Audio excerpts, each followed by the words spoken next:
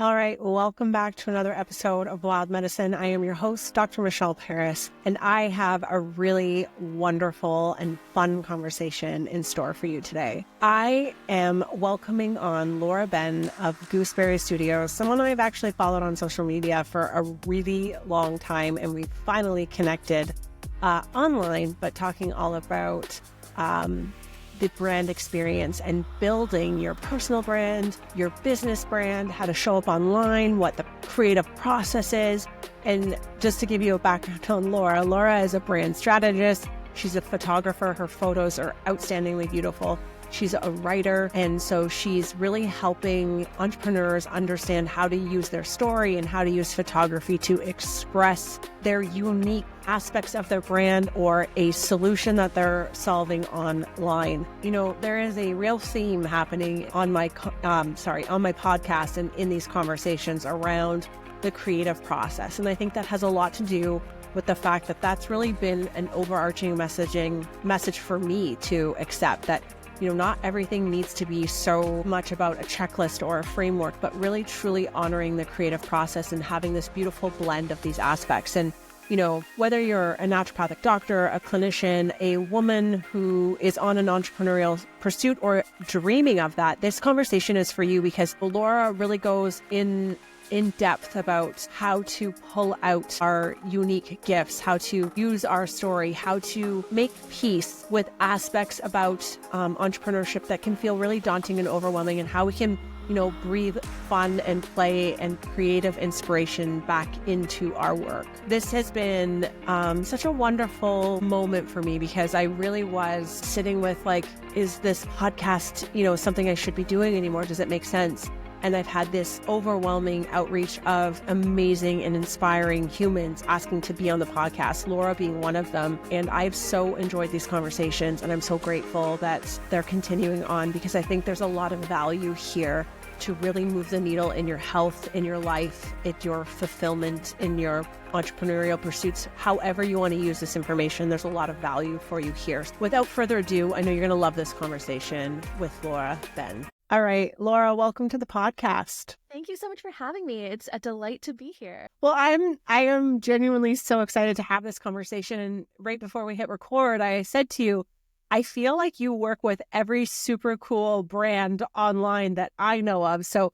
I can't think of a better woman to have on the podcast to have this conversation. So before we dive in, can you give us like the background of your story, how you ended up as a photographer and helping, you know, entrepreneurs get really clear on the brand experience, their brand voice, and really, you know, making an impactful message in this world? Like, how did you get here? I can absolutely dive into that. It's a bit of a roundabout story, actually, because my original like professional intention when I was that like bright-eyed 15-year-old going out into the world being like, oh, it's my time, like, welcome world, here I come. I wanted to be a journalist. I wanted to be a writer. That's what my focus was. And I actually learned photography to make me more hireable as a writer, because back in the day when you were shooting for, you know, newspapers and magazines and pitching yourself, if you could pitch a story concept and be like, I could also get you beautiful visuals for this, they were more likely to put you out in the field. So that was my original intention when I joined the workforce. And I worked in publishing for many years doing, you know, different bits and pieces. And then I relocated for a job in publishing, which I was super pumped about at the time. I was so excited. I couldn't believe I'd landed it.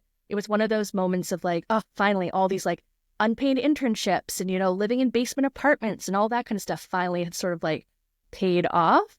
And then about a year and a half into the position, maybe 18 months, I can't quite remember the timeline, I unfortunately was caught up in a round of corporate layoffs. And it was just, as we all know now, media has transformed so much over the years.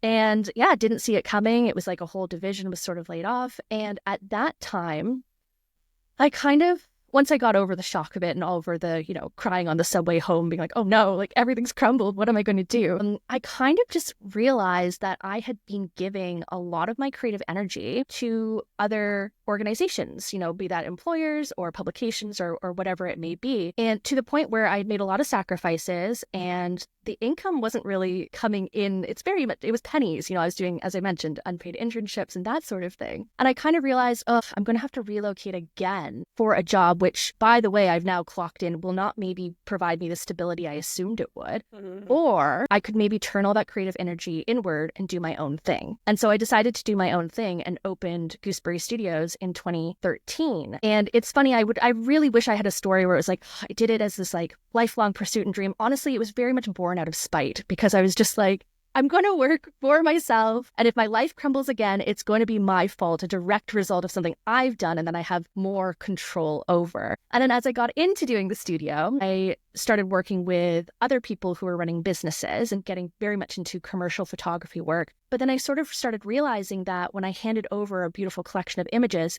they weren't always being activated in a way that was creating impact for that business owner. And that's where I started to really get into brand strategy work. And my specific flavor of brand strategy is very much born from my storytelling background, but with a really deep hook into the photography and the visual element as another layer to a narrative. So long story long, I started getting into it just to kind of help other people do what I wanted to do, which was have more autonomy over my life, more control over how I wanted to work, what I wanted to work on, and who I wanted to work with. And the rest is kind of history. Here we are now, nearly 12 years later. Wow. Yeah, it's been a time. That's amazing. I was just thinking in my head, like, a woman in spite is actually a pretty powerful force. So, however we get here. Yes, it can be. Honestly, it really can be. It's like when you kind of start realizing, like, these are the options presented to me, or I could maybe create a new option for myself. I do think that's something women specifically can draw a lot of power out of. I mean, you have to do it in sort of a level-headed way. It can't all be fueled by, negative emotions necessarily. But I think if that's like your catalyst and then you move on into something positive, why not? It worked for me. I mean, I highly recommend it. Sometimes the times I'm most certain I'm going to succeed is when someone tells me I can't do something. Right? There's like this rebel tendency. You're right. You can't stay in a low vibe state of like, I'm going to prove you wrong, but it can be a beautiful catalyst. Yeah, it really can be. It was something I think too, I think I kind of came out of childhood with that mentality. And I was not a rebel by any means, but I was lucky enough to have parents who, like, when I would come and be like, oh, I can't do this because blah, blah, blah, the response would oftentimes be like, well, why not? And then figure it out, find a way to make it work, find a way so you can, like, do all your homework and go, play soccer that's a lie. I never played soccer, but like go play hide and seek or whatever. Down the road. It's important to be honest. This off by telling lies, okay? No, I don't know why soccer came to my brain. My friend's kid's starting soccer. I think it's just in my head. Son. Maybe it was my son who's... But yeah, it's like cute. Just problem solve your way out of something to create a new option. And I think at the end of the day, that's a lot of what photography and brand strategy is. It's just applying creative thinking to create a different outcome than what you've been told is maybe possible. I love that energy. And like I said to you before, of my favorite topics to think and dream about beyond being a naturopath and being very grateful for the work that I do, I love personal brand building, thinking about these aspects. I love the creative process of it. So I feel deeply honored and privileged that we get to have this conversation because I know I'm not alone in this. I know that there are fellow NDs, watching your work or watching those big, beautiful brands that you've helped create, crush it in this world. And there are women who are like new on their path of this entrepreneurial journey and are deeply curious about the use of social media and photography to tell a story and to activate people into, making a decision around how they, whether to purchase something or do something or support your business or whatever that may be. And what's super interesting to me as my journey evolves is I have a coach I'm working with now, and simply because the photography, the storytelling, the way she uses her brand to express her message on social media, she has no funnels, no website, no mailing list, and she's crushing it. So there's something to this, and it provides this beautiful opportunity for entrepreneurs of all kinds to be doing something really powerful in this world. And so, I would love to hear how and what is brand strategy to you? Like, how do we, start to immerse these concepts and start to think of using someone like you in building this out for ourselves? And in particular, I know I asked like 80,000 questions, so stay with me. I'm following.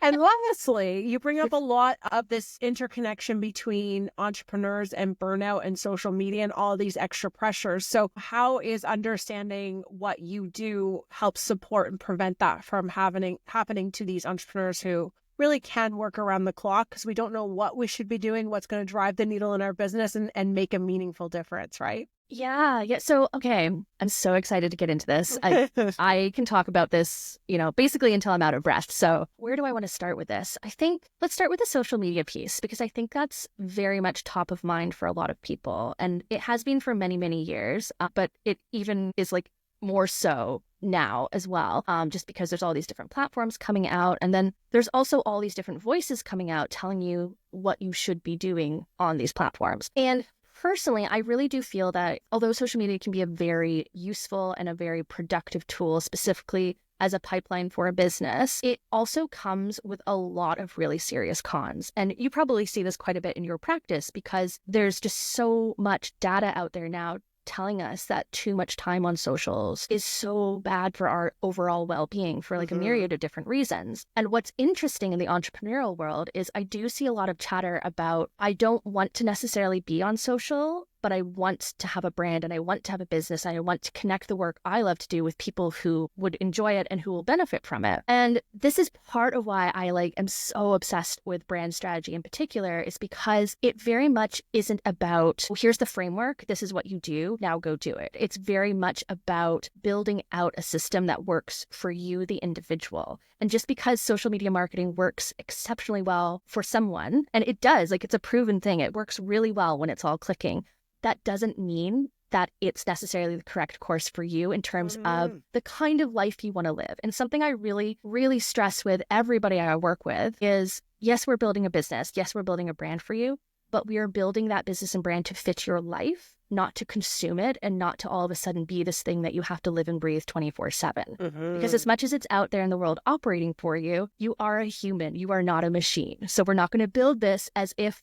we're just making it for the machines to run and enjoy. We're going to build this in a way that it supports the vision of what you want your creative work and your creative life to look like. And the reason we work so hard is because we're passionate about what we do, but we also want a certain kind of life. We're hoping to kind of achieve satisfaction and creative fulfillment from what we do. And that can't come if you're constantly burnt out or strung out on, for instance, social media. So yes, as much as I agree, socials can be so, so powerful and such a beautiful way to tell a story and help that unfold, not unravel, but unfold.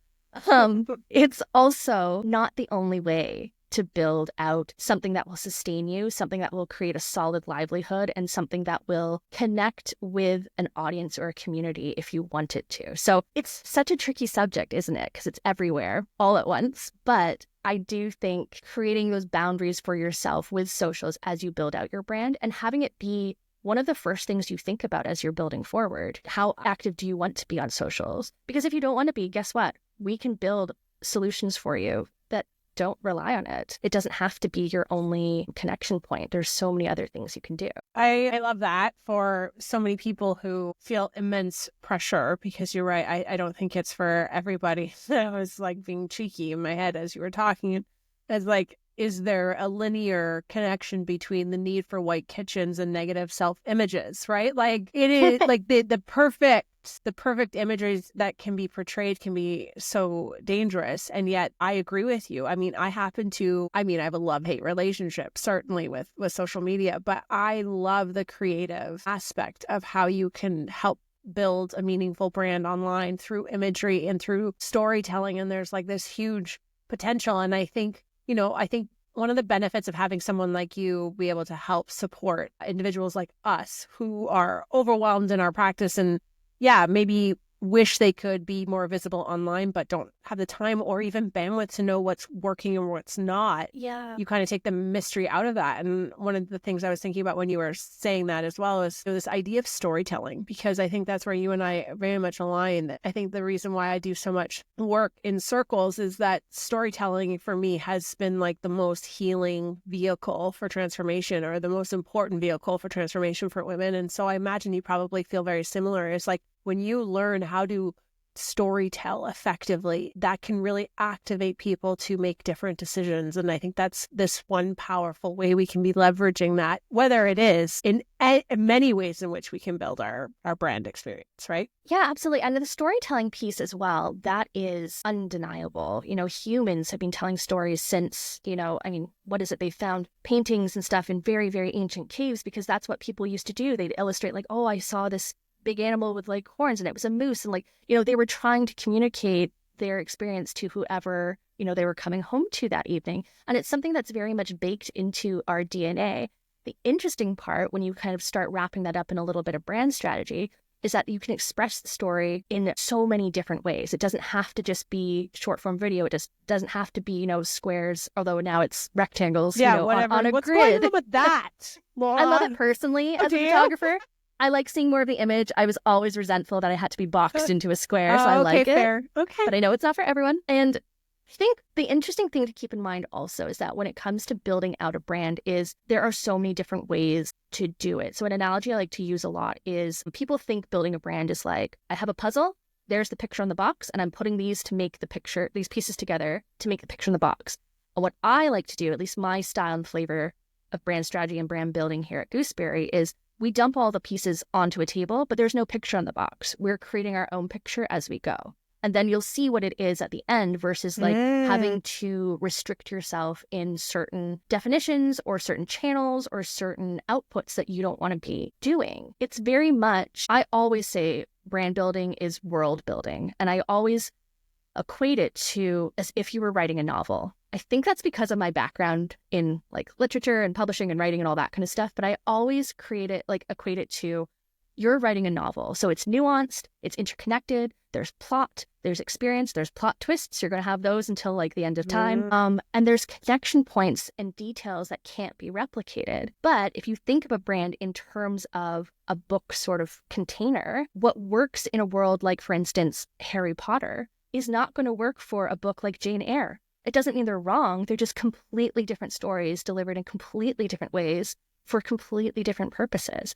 And I think that's what people forget a lot of the time, especially when we're so plugged in to this onslaught of like information coming at us online. We're like, oh, so-and-so says to do it this way. So-and-so says this way. Oh, this way, this way. And then that's where I think a lot of the stuckness kind of comes from, because there's a lot of contradictory information. And that's not to say that all those advice pieces are wrong. It's just you can't do every single strategy all at once. That's not a strategy. That's just a mess. Strategy is making decisions, following through on the decisions, and then making the next one informed on what you've just done. And I think people forget that a lot of the time. And then it becomes this tangle mess. And it's never, oh, I don't have ideas of what to do. It's more, I don't know how to bring the ideas I have to life. So I really help people get untangled and get clear, and then build out action plans that suit them, and then help them focus on those action plans versus what we all do, which is why I did steps A and B, but I'm not down at like H yet, so I'll just abandon this. It's like, no, you kind of have to trust the process and keep going, and then evaluate, and then make tweaks. Yeah, that sounds very wise, like sage advice. I hear like there's like that breath and that slowing down and that,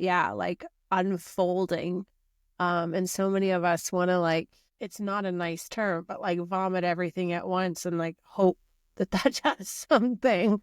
Which is so my personality. But I mean, mine too. Like I constantly have, like I do have a drawer full of like half-written business plans. Just because I'll like be working on something I'm supposed to work on and be like, wouldn't it be fun? Wouldn't it be fun if I like opened a toy shop, which is a deep-seated dream of mine. So I then get distracted and be like, well, we could do this. And okay, stop. That is nowhere on my radar right now, if ever. Let's get back to what I'm actually doing, and let's focus on the thing that I'm actually supposed to be focusing on. So I don't think having all those different ideas is necessarily a negative. I think having ideas is such magic, but only if you can kind of really focus and work on them to see them through. And the other thing I'll say with that too is it's really important to make sure the idea that you're working on is the idea you want to be working on. We get so distracted by seeing what everyone else is up to. And then all of a sudden it's like, well, I'm working on this thing, but wait, do I even like it? And the number of times I'm working with clients and we're working on, whatever the product or the launch or whatever the thing is going to be. And then partway through the process, I'll come back and challenge, be like, okay, but do you actually want to be, for instance, hosting? No, I really don't love, that's a lot of energy. Okay, so why are we, no, let's like focus this elsewhere and make this dream of yours come to life in a shape that actually is something you can hold comfortably versus again, now you're getting burnt out because you created something that is so much energy for you to run in a way that's not exciting you. It's just completely draining you. So make really, really sure that the ideas you're working on and pursuing are what you actually want to do versus just a distraction because you think that's what you should be doing. Does that make sense? It so resonates. I'm like chomping at the bit. Like, let me say so. Give it to me. There's like this universal conversation that I'm having today with podcast guests where there's this idea of burnout being really not tuning into what we actually want and doing these other things. And I really relate to this. I've had a few times have to sit back like, what am I doing this all for? Is this even what I want? But that's a great question to ask yourself. Exactly that terminology. Is this really what I want? And it's okay if all of a sudden the answer is actually no. It's okay. Yeah. And to be able to sit and hold that because all of a sudden, I think there's a lot of achievement-oriented, hard-working women. I mean, I speak to women, but individuals who just keep achieving because that's was the gold star or the thing we kept chasing, and then all of a sudden you kind of like step back and you're like, hold on, yeah, who's dreaming, right? You might be very influenced by what you're seeing online. It might not even be something you want to be doing, which is incredibly exhausting and uninspiring. It's so, and then that's like, then you get stuck in this cycle, right? Of like, you're going really hard, but then the thing you're working on, which you are achieving in, is not filling you up. So then it becomes confusing because you're like, I don't understand why this isn't feeling good. I'll give you an example, which is nothing to do with business, but I find this really helps to illustrate exactly what we're talking about. I, for many years, really wanted to learn piano. And I was like desperate to learn piano. I was very fortunate. A friend of the family had given me like their daughter's old electronic keyboard. She's like a classical pianist. She's actually a person who plays piano and off she goes in the world she's like a legit musician. And I was like, oh my gosh, okay, I'm going to learn. And it just kept not happening. I like signed up for lessons. I'd learn like 6 bars of like Adele's hit single at the time and then like fall off of it again. And then after doing this for like a long, long time, this keyboard sat in my apartment for like longer than I care to admit, just not being used, which is a tragedy for any instrument. I realized, I actually don't want to play the piano myself. I just want the house to be filled with music. And that's a totally different way to get the same or a similar sort of result. So what I did instead is donated the keyboard to a school program or whatever, so a child could actually learn it who really wanted to learn. And I got a record player instead. And then I started playing, my family's old vinyls and got that rich, beautiful sort of crackle and pop going throughout the house. And that's how I sort of satisfied that need in myself and that goal in myself. But I had to realize that the thing I thought I wanted actually wasn't what I wanted.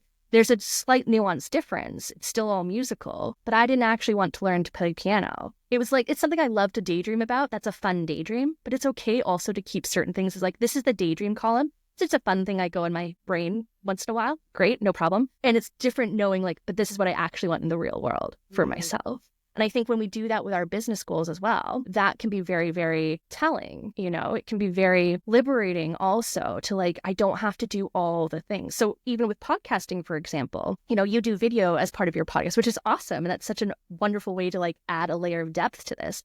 But that might not resonate with everybody. If somebody's out there who's like, I want to do a podcast, but I just want to do audio and like, oh, I can't now. It's like, you absolutely can. There's no reason you can't. And then you take one thing off your to-do list, which then brings more energy into your day-to-day, and off you go. Again, you can kind of tailor everything to hit what you actually want to achieve versus succumbing to this, there's a 16-point thing now I have to do for every task. You know what I mean? Yes, I do. Achievement-oriented women have struggled with this, the couple with this idea, right? Because we're like, I was getting activated. I don't want to use the word trigger because it's not how I feel, but I was getting activated by women in Wild Circle last night saying, I should do this. And I was like, we have to stop shoulding on ourselves. Where did should even enter the equation, And what I heard you say, I want to mirror back and might lead to what I want to ask you next is, it sounds like you are deeply curious, like you're staying curious to yourself. Like, why is this? It's really, okay, this is an aside, and I promise to loop it in. Okay.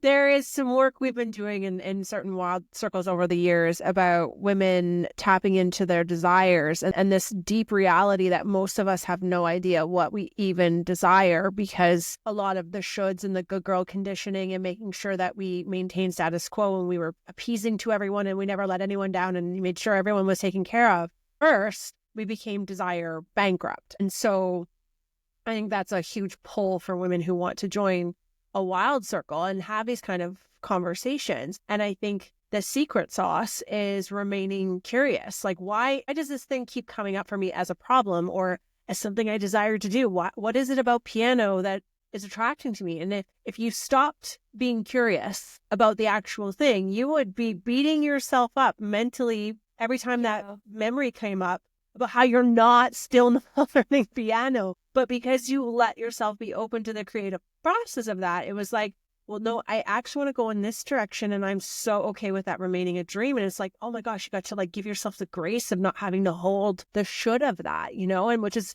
like so beautiful. I think the other thing I love about entrepreneurship and brand building and all of these pieces is how we get to make our own rules. And someone can, choose to have an audio podcast, and that can be enough. And there is just this beautiful orchestration of permission in that space to be like, well, what would I build? So what would this look like without the noise of the world telling me this is how a business or a brand needs to look? What would be possible if I stayed curious to what seems to be coming up for me? Like, in no way did community seem logical, and it still doesn't, I'm going to be honest.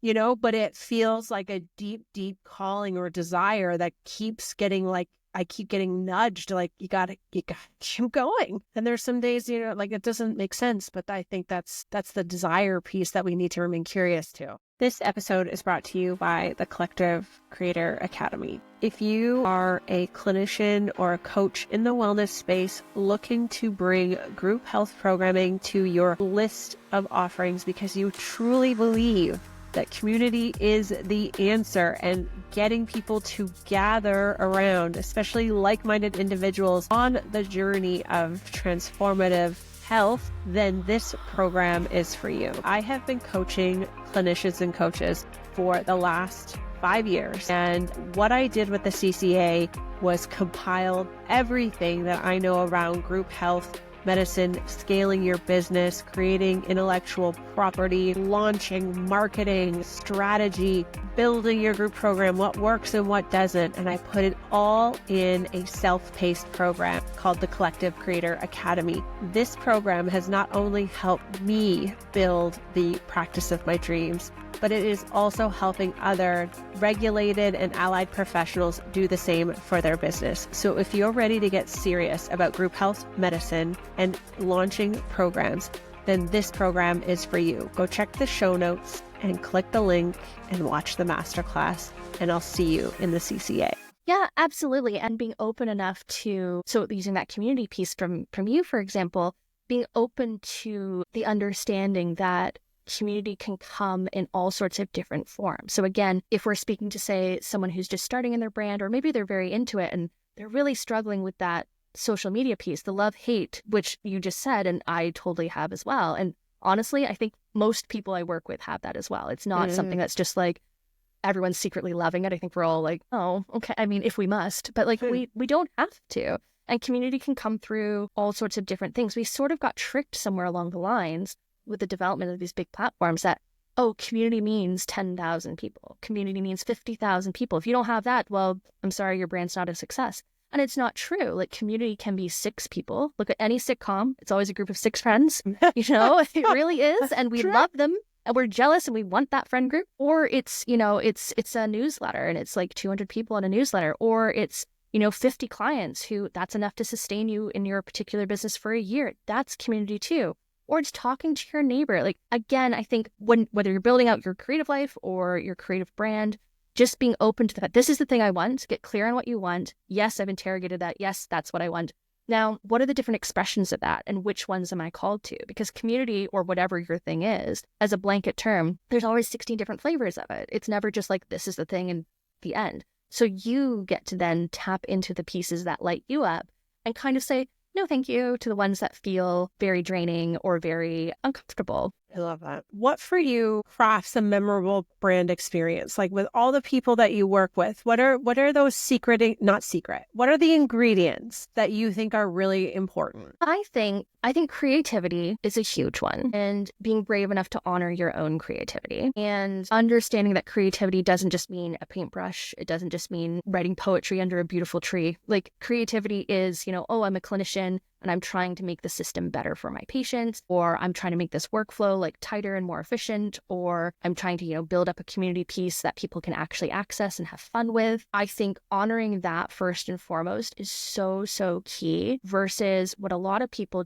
tend to do, unfortunately, which is they see something working for someone they admire, which is great, but then they mistake inspiration for like imitation. And they're like, oh, I have to do it exactly like they do. And that's never going to work because it doesn't have your particular style and personality and story and experience on it. You need to put that stamp onto something that you're creating. I think also the brands that I work with or who I have worked with that make the greatest impact are genuinely building to help other people. There's such a huge difference between business owners who are genuinely trying to make a positive impact in the world, be that I'm trying to get your pizza to your door before it's cold, or be that I'm trying to like change wellness and healthcare for women. I think those particular brands, they instantly connect in a deeper and in a more loyal way, as in like the people following, the fans, the followers, the community feel more loyal to those particular brands because there is a level of,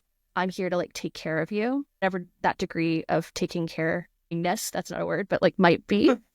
So I think rather than being a brand that's like looking for sort of a social status, like, oh, I'm trying to go viral, I'm doing nothing but trying to go viral, or I'm doing nothing but trying to get like glittering press. And those things are awesome. Those are really wonderful tools for then like broadcasting your message, of course. But at the end of the day, if you do those two things and it comes, all these new people come back into your brand or your channels, and then they can kind of tell it's not really, there's nothing really there for them in terms of like being supported or helped or inspired or entertained. I think that is a really telling difference between brands that like succeed in a long-term capacity and brands that sort of are popular for a couple of years and sort of fizzle out. There has to be a passion point there for doing something to try and make the world a little bit better. And defining world not necessarily as the whole globe, but like it's this specific neighborhood or community or demographic or, 12 people down the road. Like world can be sort of contained. It doesn't have to be a global phenomenon, but it needs to be doing something as a brand entity to help that world be a little bit better, I think. I think that's a really important thing that you said that I want to highlight, because I think there's entrepreneurs who listen of all levels, and I fall into this category of like hearing world and deciding that global domination is what I'm after. Yeah, and again, I think we all slip into that. I think it's something that social's kind of tricked us into thinking as well, because all of a sudden you had the world at your fingertips. But it's just not. Whenever I say this, I worry I'm coming across as I don't believe in everyone's dreams, and that's not what I mean. But no. The world, a global presence is not for everyone. That doesn't mean you can't still have significant impact and effect, but world doesn't have to mean everybody on the planet. It'd be amazing if we could all accomplish that. But I think, again, a lot of entrepreneurs specifically start feeling defeated when they're like, oh, well, I only have 2,000 followers on Insta. It's like, that's incredible. 2,000 people? Amazing. You're done. There's no reason you can't take a chunk of those people and offer them something that they're going to find really, really useful. It doesn't have to be millions and millions of people to be successful and to be sustainable.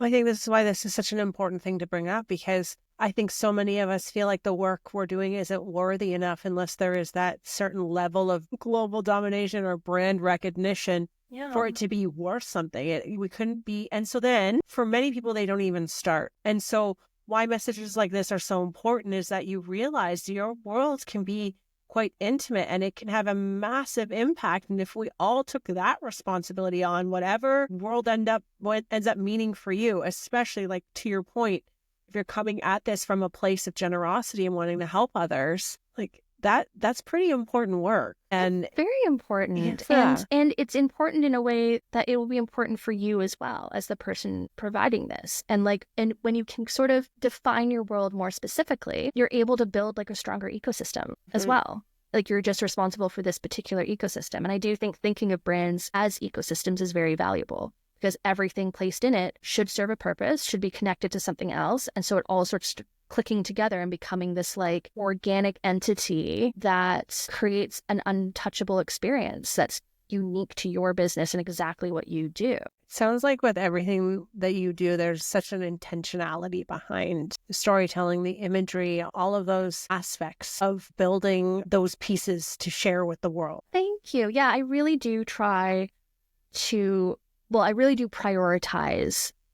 a level of originality in whatever project I'm working on. Because again, as I mentioned, I think of brands as like, oh, it's a novel. I have no interest in reading a story that I've already read personally. So I have no interest in building something that I've already built. And I don't think that would serve my clients either. There's going to be like themes that are similar. There's going to be like topics that are similar. Of course, like it's not necessarily everything you create is like brand new, because it can't be, but it can be signature. It can be standout, and it should be those things. Not to add another should to us, because we just said should is bad, but it should be something that is an experience so unique to what you do, as if you were going to a party. If you showed up to a party, we would hope, at least when I go to a party, I hope that like when I leave, people are like, oh, great, that was awesome. Versus like, well, that's Laura. We already had like 4 of those people there. Like they're all the same. Do you know what I mean? Like you want to be different. Well, you just made me think of one of my very favorite quotes, which is from Sally Hogshead, which is different is better than better. And sometimes I think we forget that, right? It's like, it's our uniqueness. And when you brought up the inspiration and imitation, like I've definitely tried that method and been like, what they're doing is awesome. And it's like not trying to copy them from a growth standpoint, but just being deeply inspired by them, but then realizing what works for their brand just because it's so authentically them. So then this is leading me to my next question perfectly. Look at you. What am I, like a professional or what? Do you have a podcast and host? Like, wow. You know what? I think I officially just like owned that position. I love it. And I forgot. No, just kidding. But like, how can we then distill what is inspiring about another person and take the lessons and extrapolate the lessons, but make it authentically our own, which is leading me to my question with you of like, sounds like with this intentionality of how you're helping brands really be seen and celebrating their uniqueness. For you, what is part of that like creative process to help individuals like personal brands or bigger brands really tap into those aspects that make them uniquely them and how they impact their world? So one of the things I do with every brand strategy client is I have a process on my end where we have what I like to call a big workshop meeting. And it's intense. I tell people, block off 3 hours in your schedule. I'm sorry you're very busy, but I have a lot of questions. And I basically come at them, which sounds very aggressive, but in a very like cute and lovely way. I come at them. It's Gooseberry, for God's sake. It's adorable. I know. Yeah, thank you. We try. But I come at them with a list of really, really specific and intentional questions. And then I go off on tangents based on what they've asked of me. And I really I study them while we're talking, because a lot of how they want to express themselves, how they want to speak, what they want to talk about, their natural quirks, their body language, all of that stuff is data to then feed into a brand in a way that's not making their personal life like the point of consumption. Because hold on, I think I have unstable internet. 1 second. Oh, there we go. Sorry, you might have to cut that out. Hey, it's okay. I got a notice on my computer. So making sure that the essence of who they are comes in and comes through. And it's really interesting because like oftentimes I'll be working with somebody, and let's say I'm working on, brand language and copy for the person. And I'll come back and I'll show them a draft or something. And hopefully if it's going well, they'll be like, oh, I really love this line. Like, this is perfect. This is so punchy. This is exactly what I was thinking. And I'll say, it's like, yeah, you said that. That was in our meeting. Like, that was entirely from you. And I've just packaged it up in a way where now it is a really beautiful hook and a really strategic touch point that you can access at any time. And it's so funny because they'll be like, oh, I never would have thought of it. It's like, well, you already did. Like, the ideas are there. My job is to kind of come in, access those, like, crawl inside your brain a little bit, figure out exactly what you're thinking, why you're thinking it, and then bring just a little bit of creative flavor to it so that it connects with other people and connects in a marketplace and connects with however we want to position what you're offering. So it's definitely a lot of one-on-one work, which I personally love. That's not every strategist's approach. And that's not to say other ways of like, just fill out this big questionnaire and stuff when we're done. Those can work beautifully as well. But for myself, I really am interested in building brands that have a human connection and that have like a heartfelt presence about them. And for that, I really need to work with the person, the founder, the entrepreneur, one-on-one in a very detailed way. And we kind of laugh after once we're done. It's like, wow, that was a lot of strategy talk, but a little bit of therapy too. And it's like, and I'm not a therapist. I'm not a therapist, but it's like, yeah, because we're going to go into all sorts of bits and pieces. If you're building a brand, if you're wanting to be an entrepreneur, that's coming from somewhere. Not everyone does that or feels the call to do that. So I want to kind of figure out why and then figure out what you're loving. And I'll challenge a lot too. So they'll say something like, oh, I really want to do this, this is that. We'll carry on our conversation. I'll come back, ask something in a slightly different way. If the answer is different, I'll be interesting because now you're contradicting this point. So what do we actually mean? A la learning the piano or actually wanting music. And I try and help people figure out what those bits are for them. So it's very much a clarifying process. And I kind of come in as like I have the bird's eye view of the brand. That's my job, to make sure that everything you're putting there is feeding the ecosystem versus like, great, we have like lovely soil, lovely water and this, and then there's this random fire hydrant. What's that doing here? Like, is that part of the ecosystem or not? If it is, great. But if it's not, maybe we take that out and replace it with something that will serve what you're building. Just a lot of chat. I'm a chatterbox.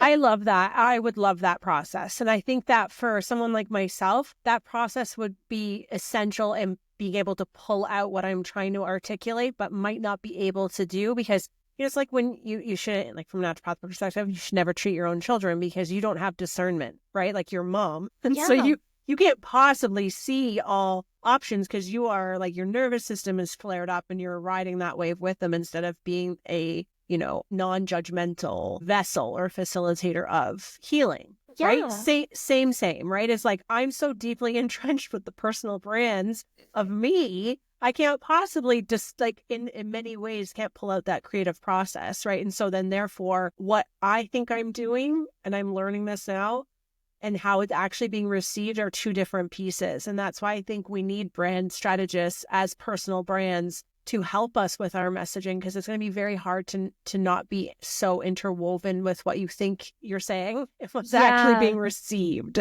Yeah, it's like when you're so close to the idea, you can't see the idea. 100%. But when I come in bird's eye view, I'm like, oh, I get exactly what you're trying to do. And I see where it's kind of bottlenecked. So let's untangle this for you. The other thing I'd say as well that I think is really important for anyone who's considering specifically launching a personal brand is I really work with my clients quite closely to make sure a personal brand is not cannibalizing their personal life too much. Everyone's welcome to share exactly what they want to share.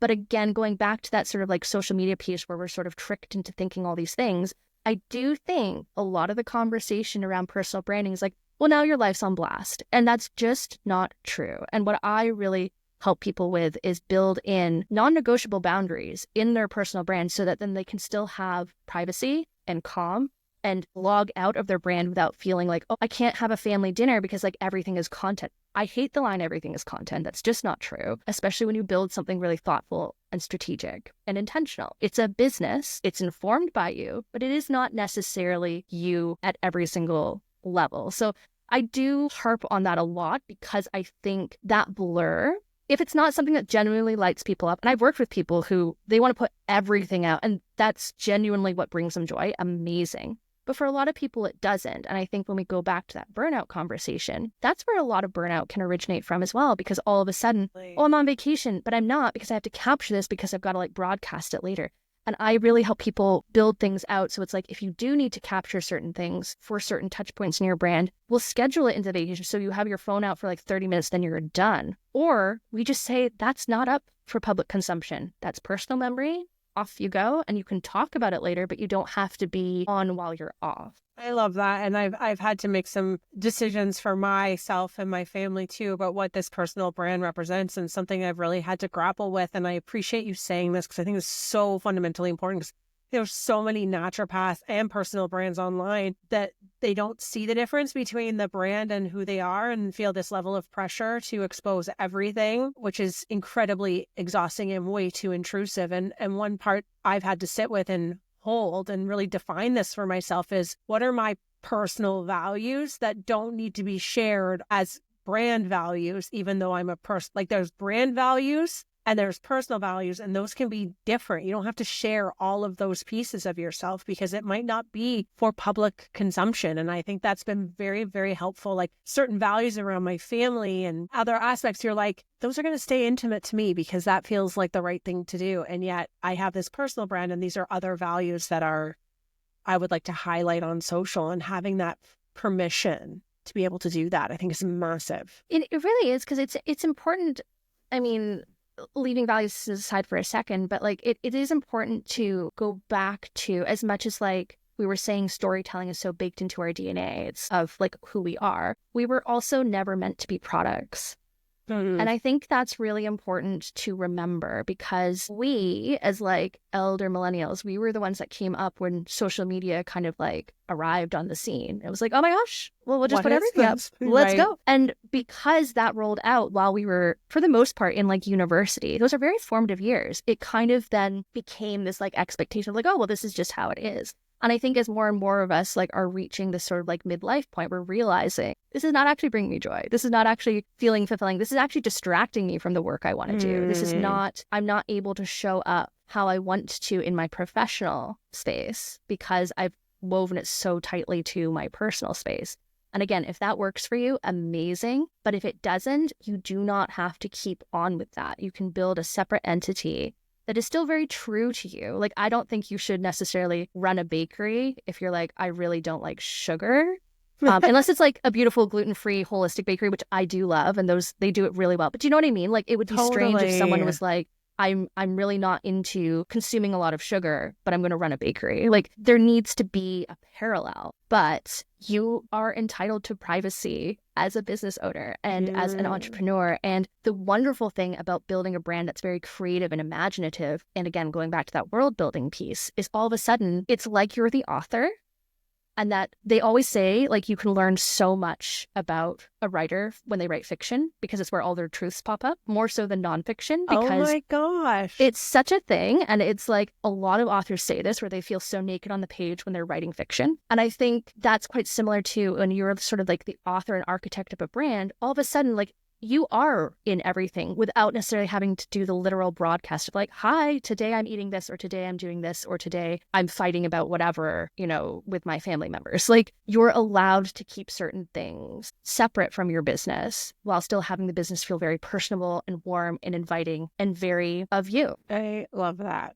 I have one more question around this, because I'm deeply curious about this. So selfishly, I'm asking for me and anyone else who might be interesting. But for those of us who are trying to activate people to take action on whatever thing that they're building or doing, how important is it for, in your professional opinion, to be very clear about who we're for, but also who we're not? So my approach to this is, I honestly don't focus a lot on who a brand is not for.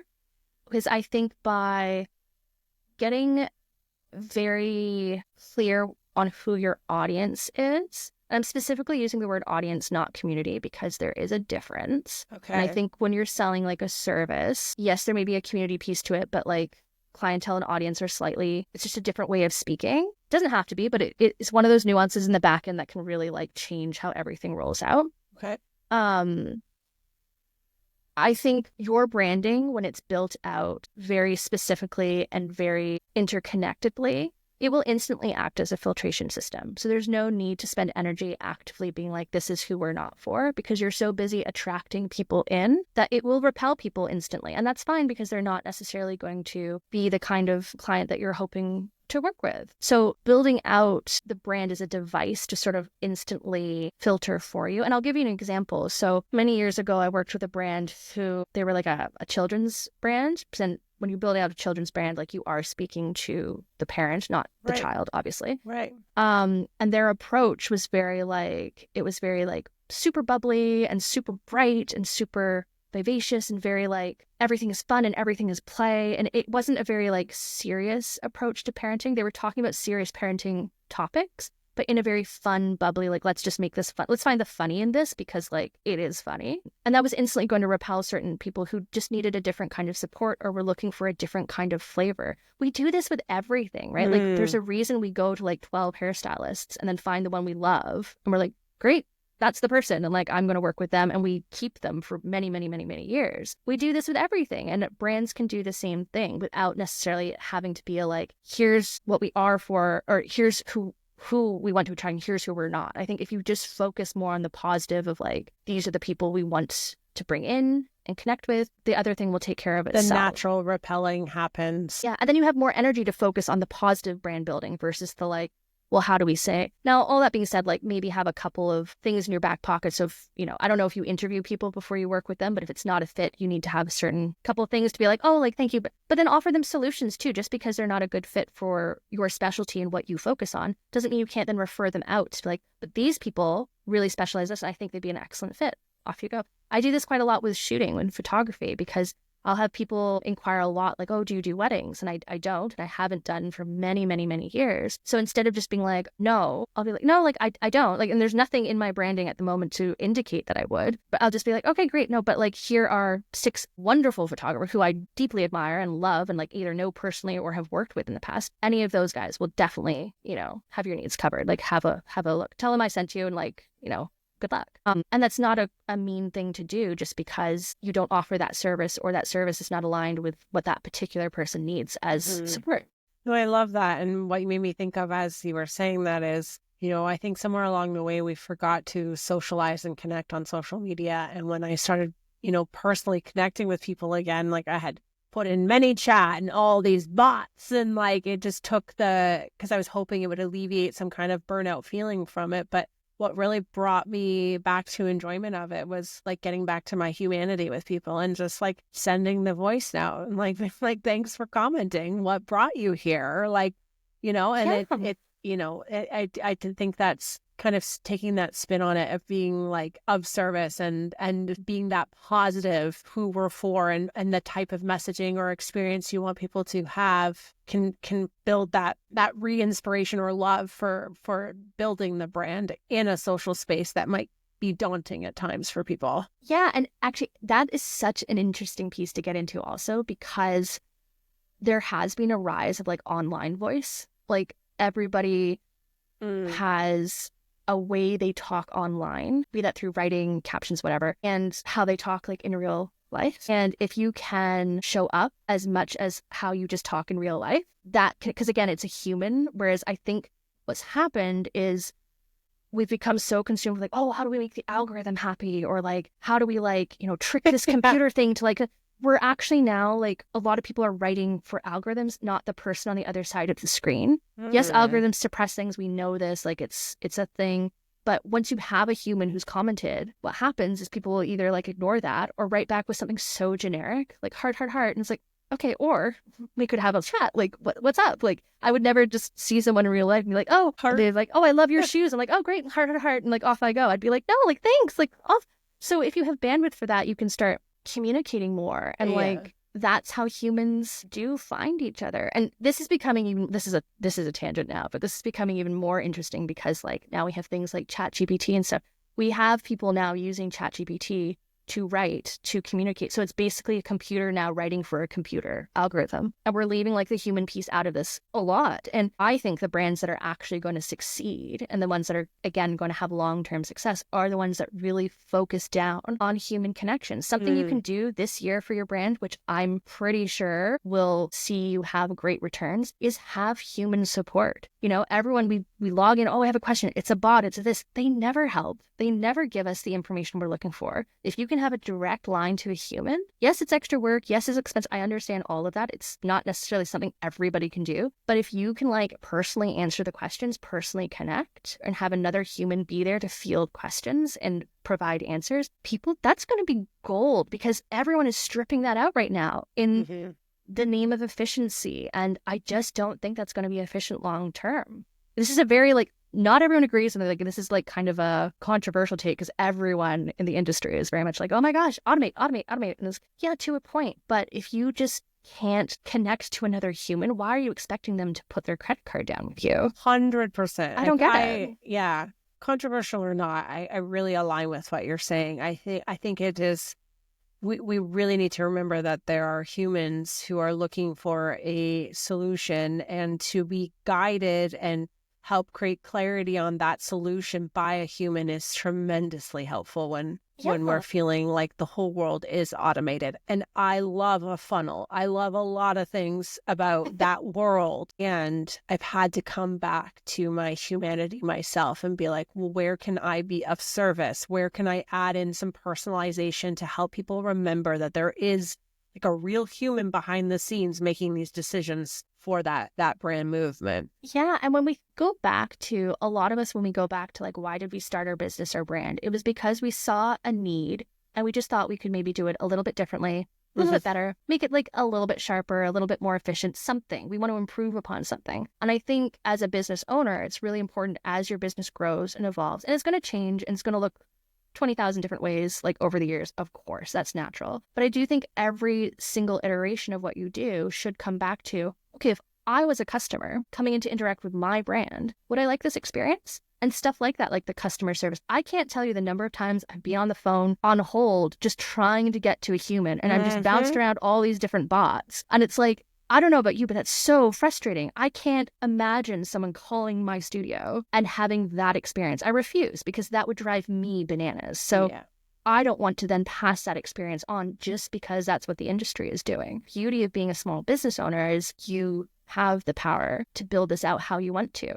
For some people, talking on the phone might be like, that is the worst idea in the world. I can't do that. In which case, then we embrace a bot and there's something else we can do, right, to like soften that experience. But again, come back to, how do you want people to feel when they interact with your brand? What do you want that journey and experience to be? And if it's not feeling like something you would enjoy, why on earth are you expecting your clients to enjoy it? It's such a good question, because I really feel that, and came back to like, I'm going to send a voice note, because I think I forgot why I got into this in the first place, right? And so, I think that couldn't be more important. I hate those bots online. Did I understand? He's like, no, where's the human? Right? Like, it's like you're going insane. So I think this is really important for people to contemplate as they grow and scale and do all those things. Is like, what sort of things are we willing to automate and hand off? And what things do we want to remain very deep and intimate to create that impact to the people we're trying to serve? Is bad math messing with your launch? I see you. If you are really excited about the group program that you have, or the education program that you have online, and you know that it would really benefit so many people to have this information, but you don't know what to price it, you don't even know how to approach it, and you do not want to just do what everyone else is doing, which is looking at how everyone else is charging for their programs and just doing the same. That's really ineffective logic. It is also not ensuring that you're being paid appropriately for your efforts and hard work. Being someone who has been launching group programs for the last 8 years, I have figured out the framework and the calculation pathway to properly charge for your group program or online program. So if you head over to the show notes and click the link, it will take you over to my group health program calculator, which can help you start to figure out your monthly reoccurring revenue that you would need to make this a viable option for yourself, but also how to price it in a strategic and advantageous way for your greater community, so that you can make the meaningful impact that you desire, but that it is a win-win situation. No more bad math messing with your magic. The world needs clinicians and coaches to be doing innovative, viable solutions to improve healthcare. And this can be a very effective way for you to be able to do that. So go check out my group health calculator and start plugging away and getting those numbers so that you can have a launch that is effective, scalable, really exciting, and successful. Good luck. Yeah, exactly. And I hope I'm not coming across as like too much of a dinosaur because like no, you're AI not is, at all. Okay, thank goodness, because like AI is here. It's here to stay. Yes, I agree. That can of worms is opened. It's not going to be put back in the can. No. And I understand this. And I think there are really incredible ways it's being applied. There's a lot of good coming out of this new technology. And just because everyone's hopping on the bandwagon right now doesn't mean you have to. You can take pause. You can also build in a completely different direction. And it's interesting because one of the conversations I keep seeing percolating online is like, well, AI is the future. It's the future. It's the future. And yes, that may be entirely true. It probably is. But there is also a demographic aging, aka us, who remembers what it's like to talk to, who will have buying power, who will have influence in the marketplace for many, many years to come. Yeah. You can cater to those people because, and interestingly, the Gen Alpha's coming up. I think that's the name of the next generation coming up. It's like, it's awful to be online. They don't want it. Like, as much as they are, very much plugged in, it's like they consider it kind of like embarrassing to like, oh my gosh, mom and dad are posting something. Like, how embarrassing. So there's a whole generation also coming up who's tapping into a more nostalgic feel and just wants something that feels different than what their norm is. So I would encourage people, don't necessarily do everything AI if you don't love it, because there is a demo who's going to be wanting something different. And we're a big demographic. I love that. Thank you for that. What's inspiring you right now? What's inspiring me right now? Okay, this is the hardest question you've asked. Sorry for ending with hard. I love it. So something I got back into last fall-ish, it really started prioritizing reading again. I've always been a reader, but it was just one of those things where I kind of told myself the lie of like, oh, I don't have time to read. But it's like, no. Like you do. Just make the time, find the time. So I've really been loving just, disappearing into like some novels and like some fiction for a while. Such a trip how reading can really de-stress you. I think that there's a statistic out there that they've done where it's like reading for 3 minutes like lowers your stress levels in your body like by 80%. I can't quote it correctly, and my apologies, but it's something like that. And it's incredible where I can spend like 20 minutes in a book and you come out and you're like, I just feel like I've been away for like hours. So that's been really, really inspiring. And also just spending a lot of time offline. And again, this is something I've always naturally gravitated towards, but I'm really enjoying, like I work online quite a bit. We all do. But I really am having a blast like planning out my garden for spring. Really? So I'm going to all these little flower meetups and like seed swaps and everything, which is like quite fun.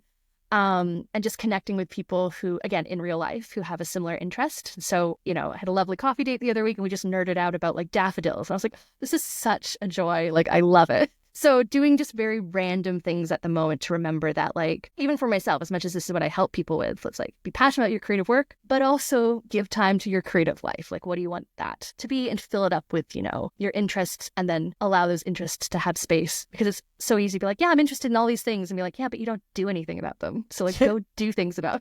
What about you? What's inspiring you right now? Well, see, it's a hard question. It is. You're not allowed to turn it back. You're fired.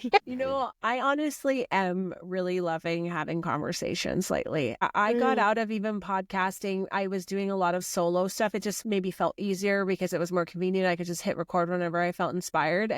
I literally said the podcast before this our conversation that I even in December was like, do I quit this? Like, is this even aligning? Really? And then all these amazing, inspiring humans have been reaching out to me and asking to be on. And I'm like, okay, so maybe I said to my team, like, okay, let's park that thought for January at least, because we've got some really amazing conversations booked. And then I'm finding myself really, really enjoying like long form conversations and connections with individuals I might know about, I might watch online, but I know nothing about how their brain works or what their process is. And it is so deeply fulfilling, right, and inspiring to me right now is to like understand humans and how they're of service and what their perspectives are. I get a lot out of these types of conversations that are very, very difficult to do in any other capacity, right? Like we've been speaking for over an hour about branding, really? It doesn't and feel this like an is hour. such an enjoyable conversation, right? So that to me is like really, I'm so grateful for the opportunity and really inspires me and is very like life affirming, like you're on the right path. Just like, well, you're like a really excellent conversationalist as well. It's no, and I mean that because it's very. It's so funny. I was just having this chat with a friend a couple weeks ago about how conversation is an art form. And I was probably off on a rant again about AI because that's just what I'm in at the moment. But we were having this conversation. And I was like, it's just interesting. Like the more people are using computers to like say what they want to say, the art of conversation is like disappearing. It's disappearing. There was this article, this piece of content somewhere about how this guy, he had like used ChatGPT for like all of his like correspondence stuff. And then he had to give a presentation and it was like a Q&A. And he was saying like he couldn't remember how to like answer a question because he relied on this like tech piece so much. Anyway, all that to say, you're a really wonderful conversationalist. It is a skill and you're really natural with it. Like this doesn't feel like, I don't feel like I'm on a podcast. I feel like we're just catching up about like, I don't know, thoughts and feelings. I love that. That was always meant to be the vibe. And I'm very grateful to be able to do that because it's deeply fulfilling for me too. And thank you for saying that. And I value that. I think the art of conversation is literally what I love to do is sit and have conversations. Like I didn't like certain formal parts of my professional career. And that's not to put down any of it because I value it. I just really love the opportunity to have conversations with people and like get into the nitty gritty of things because it's where the gold is. And it's fun, right? Yeah. I think we've become so used to like short form everything, which has its time and place. But when it's like the majority of stuff is short form, it's like, no, I just really want to sink my teeth into something, you know? And just, I keep saying nerd out, but it's like, I think there's value in like being like, I'm really interested in this one thing and I just want to listen to it for a while, like a long while, or read about it, or not just get like a 30-second tip that's like, well, that's not really helpful because it's just like the surface, you know? Mm-hmm. You know, my husband, who now this is such an aside, but my husband has said like he's noticed my inability to concentrate because of social media and all those things that are like hijack our brain, right? Things are 90 seconds long and blah, blah. Anyways, podcasting is like a force. Like I have to be in your story. It's like this beautiful flexing and retraining of probably how things work and like us dinosaurs. And I know. But truly, it's like, it really is this, you know, like I get to be totally immersed in what you're saying and write and like think about how to put those pieces together. And it's a lost art. So I think that's super cool. So I'm so thrilled you're continuing your podcast because like the art form needs it's because like, of you. Do it. Oh, well. No joke. People I'm not putting that lightly. It's because many really inspiring people online wrote me and were like, can I come on? And I was like, I was literally just going to quit. So there must be some divine message here that maybe I should stick with this and maybe go back to comment. I know it's so weird, eh? I love that. And not. I have some rapid fire questions. Are you ready? I am. Hold on. Let me have a small slurp of tea. And then, yes, I'm ready. Okay. What books are currently on your nightstand? Oh my gosh. So I am currently reading Caves of Steel by Isaac Asimov. It's a really old, it's sci-fi.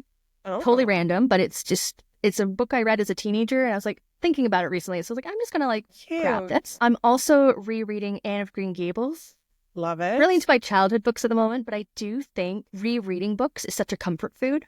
And I notice myself, I tend to like read and then move on to the next one. I was like, for January specifically, I wanted to just like reread some books that I used to love when I was much, much younger. So that's what I'm into at the moment. What I'm next looking forward to on my reading list is a book called, I might have to Google this. I think it's called God of the Woods. It's like a whodunit mystery thriller. It has a really beautiful cover with like, it's a moody wood and then there's like this bright pink paint kind of coming down on it.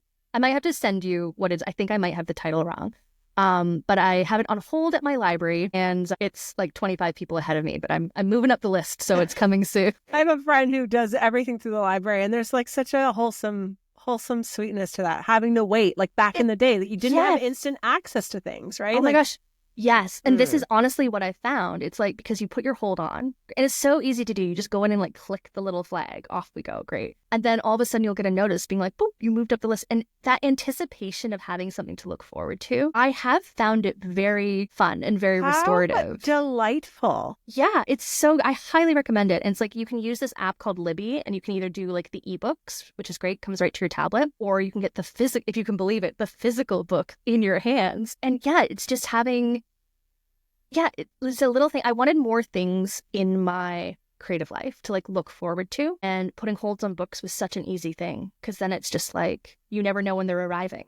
That's such an awesome little like life hack secret. I highly recommend it. Try it and I let me am know what you going think. to because you just made that sound really fun.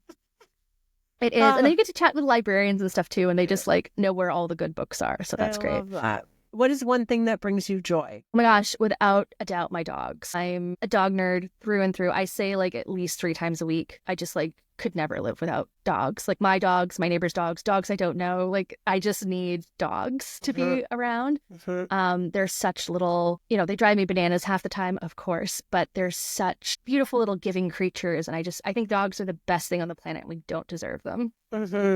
Yeah. I agree. This is the part of the podcast where I now show you like 20,000 photos of my dogs, but we won't go there. You're 2 for 2 when I said what brings you joy. Both podcast interviewees said dogs. So there's something going on. They're amazing. Who do you admire most? Who do I admire most? Like living? Whatever you want to go with it. Not to take this to a dark place. Someone who was always a massive inspiration for me. She's no longer with us, but was my nan. She was such a firecracker of a lady. She did a lot of things that for her time of life were very, like not done. And she always just found the joy wherever she went. Like I have very clear memories of being like at a country fair when we were like little. And there's this big inflatable slide and like all the kids were going up and down and we were having a blast. And she was like, well, hold on, I want to go. And like, she was short. She was like a very short, petite lady. So she was the correct like weight and height requirement, like a child to kind of go on this thing. And I just remember she must have been in her like mid to late 60s. And I remember her flying down this like giant inflatable slide. And she was very much like that, just very curious all the time, very open, very, well, let's just make this fun. Where's the fun piece of this? Even through the hard stuff. So she was and continues to be like a major inspiration. I love that answer. Fill in the blank. Community is comfort. I love that word. Advice you wish someone gave you 5 years ago. Oh, 5 years. Okay, what year is that? 2019? 2020. Oh, well, there was like a little thing happening called the pandemic back then. So I think very triggering question for 2025. In 2020, okay, pretending that didn't happen. Let's just pretend, because I think my advice would be like, just hang in there, kid. Like, you'll get through this. I think advice would be actually, no. What would my advice be 5 years ago? Oh, I think let it unfold, which sounds maybe a little bit cheesy, but I think I do very much gravitate into like a planner mentality. And I think there's positives to that, but I do tend to try and plan too far ahead. With things I have no control over, and I know I have no control over, but I'll write it down anyway as if I have control over it. So I think let it unfold might be nice. That was definitely a time where I think so much was out of our hands. And when you do let stuff unfold, do your best with whatever circumstances you're dealing with, of course. But you can, again, find tiny joys here and there. You can, I don't want to say make the most of your situation, but you can choose how to approach it. And you can trust that, like, as much as there's a beginning to something, there's also an end. So, like, you will get through whatever the thing is that you're, like, in the middle of. Beautifully answered. And final question. Best word to describe you? Oh, no, this is so hard. Best word to describe me. I think I would say imaginative. I think I'm constantly kind of off in a daydream world of my own. I have, like, what do they say? I have a very rich inner life. I like that. And I think imagination is something I bring a lot to my work also. I was teased a lot for a kid for always kind of being in a dream. Were you? Yeah. And I've now learned that that's like, those are like my superpower gifts, is that like, I'm really not afraid to dream big and be like, why not? Because I think I've lived in a dream, like I have had no problem with my rich inner life or world. So I thank you for saying that. That's made me. I'm glad I'm not alone in it. That's so nice. We'll see you there. Yeah. Some real fun now that we know we're both there. Laura, it was such a delight to have you on. And I'm not saying that lightly. You are a delightful human who's really passionate and has built something really impressive and very powerful. And I mean this, like you work with some really inspiring brands that I love the humans behind those missions. And so I know they would be so intentional about the human they work with. So it says a lot about you too. And so for those who are anywhere on their entrepreneurial journey and needing to have that deep dive for, the brand experience and understanding all these pieces, how can they connect with you and find you? Well, first of all, just thank you so much for that lovely sentiment. I'm very grateful I get to work with some amazing people who dazzle me every single day. So thank you so much. Okay, if people would like to find me, as much as we just sort of poo-pooed on social, I am love hate. It's love hate. So if you're a social person and you want to be on social media, I am at Gooseberry Studios on Instagram. My preferred platform at the moment, though, is Substack, and I run a newsletter there called the Gooseberry Review, which is all about how to turn inspiration into action and build your ideas forward meaningfully. So we chat about creative work and creative life. And then also as a little nugget, I have a book out called Beautiful Everydays, A Guide to Living in the Here and Now. It's all about how to spend more time offline and to turn very simple moments into beautiful, lasting memories. So if anybody out there listening is struggling with a lot of onlineness and not knowing how to kind of tap back into their creativity and get re-inspired, Beautiful Everydays might be a nice start. We call it a cookbook for creating beautiful activities that you can just do around your home. So that might be something too. I love that. We'll definitely put all of this in the show notes so people can easily click to all those links as well. So thank you so much for your time. And I really, really enjoyed this conversation. Thank you. This was a blast. And I'm just so grateful for the opportunity. Thank you so much for tuning in to Wild Medicine. I am so grateful to have you here. And I hope you're feeling inspired and empowered. If you enjoyed today's episode, please don't forget to subscribe and leave a 5-star rating. It helps us reach more incredible women just like you. And before you go, quick reminder, the information shared on this podcast is for educational purposes only and is not intended to diagnose or treat any medical condition. Please consult with your healthcare provider for personalized advice and care. And if you're ready to take inspired action and dive deeper into your own health journey, please visit us at poppyclinic.com. Let's rewild and reset your health together.